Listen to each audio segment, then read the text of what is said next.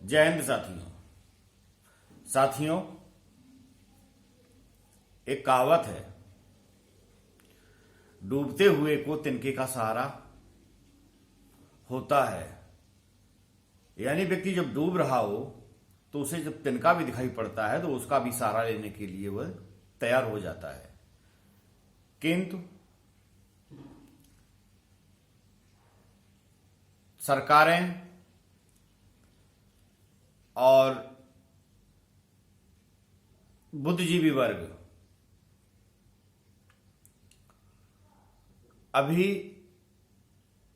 अपने आप को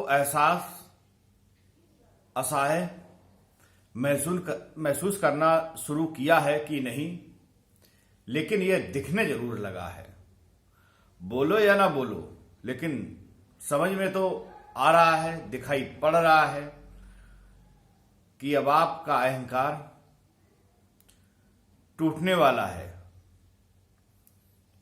क्योंकि इसी अहंकार ने समस्त मानवता को भयानक कष्टों में डाल दिया है। और अब खड़े होकर आप लोग तमाशा देख रहे हैं। ना तो किसी राजनेता की ये हैसियत है और ना ही किसी वैज्ञानिक की कि वो इस दर्दनाक माहौल को कंट्रोल में कर ले। कंट्रोल में क्या करेगा, अभी तक आपको पता ही नहीं है कि ये कैसे हो रहा है, क्यों हो रहा है। आप लोग वैज्ञानिक तो बनते हैं, आध्यात्मिक तो बनते हैं, जनसेवक बनते हैं, केवल जन सेवा करना आपको नहीं आया। आप लोगों ने सिर्फ खिलवाड़ किया है और उस खिलवाड़ का नतीजा है, दिखाई पड़ रहा है शमशानों में रोती हुई, बिलखती हुई मानवता को, और आप हाथ पर हाथ रखे बैठे हुए हो। सोशल डिस्टेंसिंग कर लो, लॉकडाउन लगा लो और मास्क लगा लो। ऑक्सीजन दे नहीं पा रहे हो, ट्रीटमेंट तुम्हारे पास है नहीं। किस बूते पर बचाओगे मानवता को? यदि किसी व्यक्ति ने कहा तो तुम्हें सुनाई नहीं पड़ता, क्योंकि वो जमीन पे पड़ा हुआ व्यक्ति है, तुम्हें सुनाई नहीं पड़ता है। तुम लोग सुनोगे नहीं, घुटने टेकोगे। ये निश्चित है कि अहंकार का अंत होता है। बहुत परेशान किया है तुमने अपनी आवाम को, और अब इस चीज को, इस बात को ध्यान में रख लो कि प्रकृति जब विनाश करती है तो सृजन भी करती है, और जो सृजन करती है तो उसका अधिकार भी किसी विशेष व्यक्तियों को देती है। और वही व्यक्ति अब सृजन करेंगे और अब तुम्हारे पास नहीं आएंगे, किसी भी सरकार के पास नहीं जाएंगे, क्योंकि जब इनको बताया गया था कि किस तरह से आने वाले संकटों को रोकने के लिए इंतजाम किया गया है, आप तक सूचना पहुंचाई गई, आपके बैठे हुए अधिकारियों को ये तमीज नहीं थी कि उस चीज को समझते जवाब देना और उस पर कार्रवाई न करना, ये मक्कारी आज देश को मौत के मुहाने पर खड़ी कर चुकी है।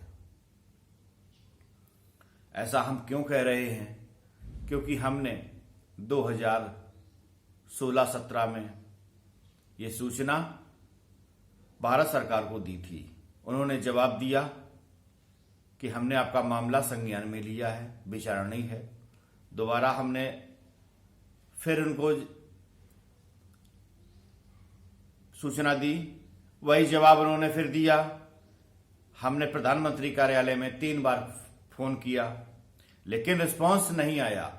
अब रिस्पांस हम लेकर नहीं आएंगे और ना ही हमें जरूरत है। अब हमें जरूरत है तो उन बुद्धिजीवियों की जो आध्यात्मिक हैं और विभिन्न संस्थाओं के माध्यम से कोई एक ऐसा हल ढूंढ रहे हैं जिससे कि मानवता को राहत प्राप्त हो। हम सभी को नहीं बचा सकते, लेकिन बहुतों को बचा सकते हैं। ये हमारी सामर्थ्य है और इस सामर्थ्य को देखने के लिए हम पब्लिक के बीच में बैठकर इसका प्रयोग करना चाहते हैं। करने के लिए हम पहले भी कह चुके हैं और अभी कर रहे हैं, और हमारी वीडियो भी पड़ी हुई है उस प्रयास की, लेकिन समझ में नहीं आया। लगता है कि ऊपर से कोई टपकेगा और तुमको बचा ले जाएगा। तो ये भ्रम में मत रहना। ना तुम्हारा कोई कल की अवतार ऐसे टपक कर आएगा, ना ही तुम्हारा कोई महामानव आएगा। जब भी आएगा तो धरती पर ही जीवित व्यक्तियों में से कोई एक होंगे, लोग होंगे, वही बचाएंगे सारी मानवता को। साथियों, गुस्सा आती है उन व्यवस्थाओं को देखकर जिन व्यवस्थाओं से लोगों ने सिर्फ दिखावे किए हैं। आज पूरी अवाम लाचार है और बेबस है, और बेबसी और लाचारी ही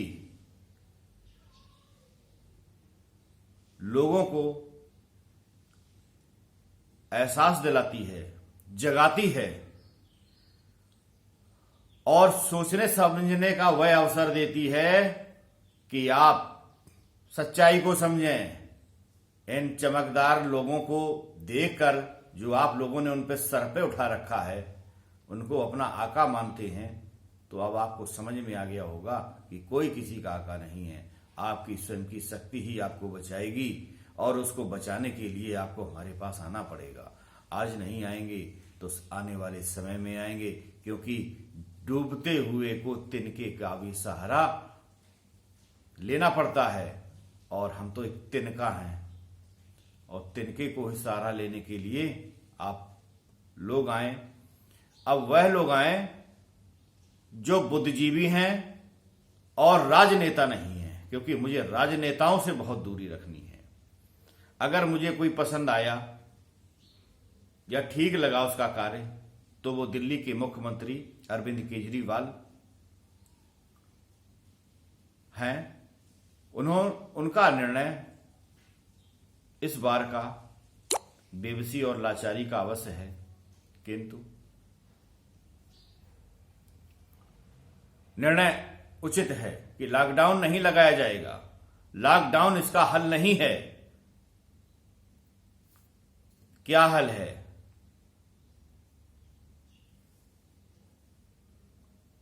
समझें और पब्लिक के बीच में बिठाकर आमंत्रित कराएं।